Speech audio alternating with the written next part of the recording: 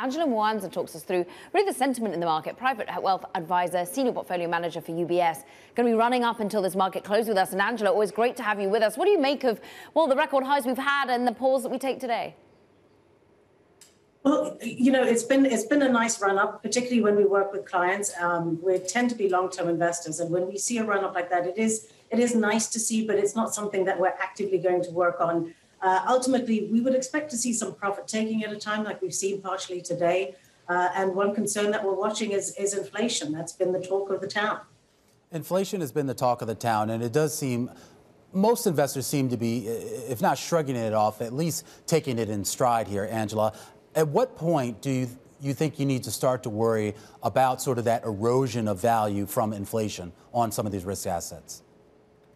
Well, given where we are, Romaine, coming out of the pandemic, I think what we're worried about is if inflation starts kicking up and the economy starts heating up too much, like we've heard other experts in the market talk about, then the Fed will have to act sooner than they expected and would expect them to raise interest rates. What we wouldn't want to have happen is a situation like we saw in the 80s, low growth, high inflation. And if the Fed moves too aggressively, that could be the scenario that we end up in. Angela, you mentioned a time for profit taking. Where else can investors start to sell right now, in your opinion? Well, we tend to like, we've had a fantastic run up with mega cap tech stocks, and it's not that we don't like them, but we like the idea of taking some monies off of that table and putting them onto another. Now we're coming off of the tail end of COP26, and that was a really interesting couple of weeks. Our clients are basically looking at that and saying, well, what are the opportunities here? What is coming out of this conference where delegations from over 190 countries are coming together to collaborate on how to limit the rise of global warming, limit it to 1.5 degrees Celsius. And ultimately, there's been not great sentiment coming out of Glasgow.